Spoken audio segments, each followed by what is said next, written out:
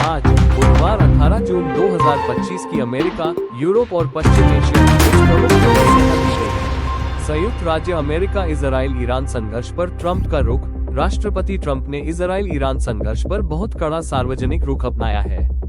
उन्होंने अपनी G7 यात्रा कम कर दी, वाशिंगटन DC लौट आए और ईरान के बिना शर्त आत्मसमर्पण का आह्वान किया है।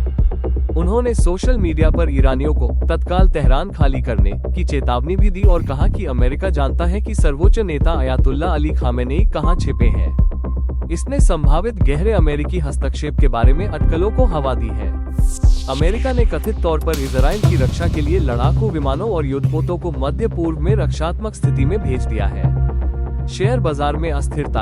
अमेरिकी शेयर बाजार के वायदा अनुबंध नीचे हैं, जिसमें डॉव जोन्स, S&P 500 और नैस्डैक के वायदा अनुबंध सभी गिरे हैं। इसका मुख्य कारण मध्य पूर्व में बढ़ते तनाव और व्यापक संघर्ष की चिंताएं हैं। निवेशक फेडरल रिजर्व की 2 दिवसीय बैठक का भी सावधानी से इंतजार कर रहे हैं, जो आज समाप्त हो रही है। उम्मीद है कि ब्याज दरें स्थिर रहेंगी। यात्रा प्रतिबंध विस्तार एक मुद्दा बना हुआ है, जबकि तात्कालिक ध्यान मध्य पूर्व पर है। ट्रंप प्रशासन द्वारा अधिक देशों तक अपने यात्रा प्रतिबंध का विस्तार करने पर कथित विचार एक पृष्ठभूमि की चिंता बनी हुई है। यूरोप G7 शिखर सम्मेलन का समापन, चर्चा जारी। कनाडा के कनान्स्किस में G7 शिखर सम्मेलन या तो आज समाप्त हो रहा है या चर्चा जारी है, जिसमें इजराइल ईरान संघर्ष एक प्रमुख विषय है। जबकि फ्रांसीसी राष्ट्रपति मैक्रो ने ट्रंप द्वारा युद्धविराम पर विचार करने का उल्लेख किया था। ट्रंप के बाद के सार्वजनिक बयानों ने युद्धविराम के बजाय संघर्ष को समाप्त करने का आह्वान किया है। जर्मन चांसलर मर्ज ने ईरान की परमाणु सुविधाओं को मिटाने की अमेरिका और इजराइल की क्षमता पर जोर दिया। यूरोपीय संघ संसद सत्र। यूरोपीय संसद का पूर्ण सत्र 16-19 जून जारी है। एजेंडा में प्रमुख मुद्दों में शामिल है कट्टरपंथी समूहों का मुकाबला, फ्रांसीसी आंतरिक मंत्रालय की एक रिपोर्ट जो पूरे यूरोप में सुर्खियां बटोर रही है, मुस्लिम ब्रदरहुड पर फ्रांस और पूरे यूरोप में एक कट्टरपंथी एजेंडे को आगे बढ़ाने का आरोप लगाती है। ये राष्ट्रीय स्थिरता के बारे में चिंताएं बढ़ाता है और एक समन्वित यूरोपीय संघ प्रतिक्रिया का आह्वान करता है। अन्य बहसें।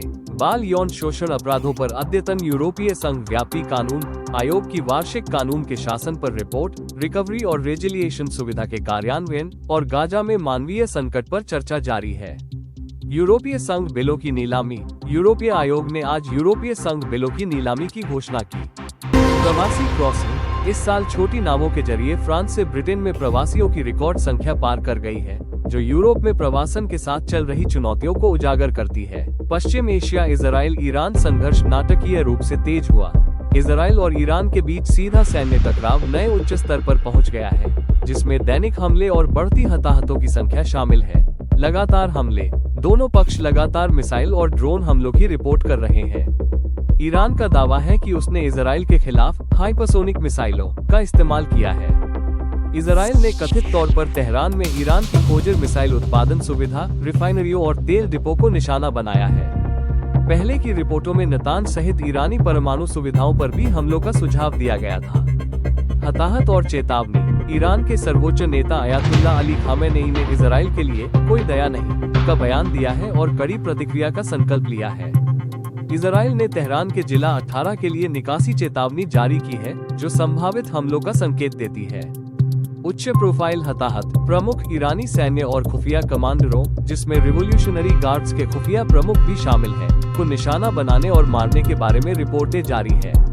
खामेनेई कथित तौर पर अलग थलग पड़ते जा रहे हैं क्योंकि उनके आंतरिक दायरे को इजरायली हमलों से तबाह किया जा रहा है।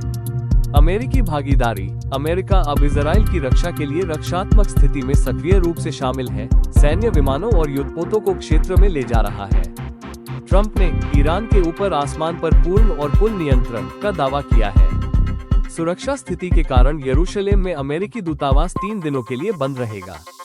हूथी समर्थन। यमन के ईरान समर्थित हूथी विद्रोहियों ने ईरान के लिए अपना समर्थन दोहराया है और तेहरान के साथ समन्वय करते हुए इजराइल की ओर मिसाइलें दागना जारी रखा है। निकासी। भारत ने ईरान से अपने छात्रों को निकालना शुरू कर दिया है, उन्हें देश के भीतर सुरक्षित क्षेत्रों में स्थानांतरित कर रहा है और कुछ को अंततः हवाई निकासी के लिए आर्मेनियाई सीमा की ओर ले जा रहा है।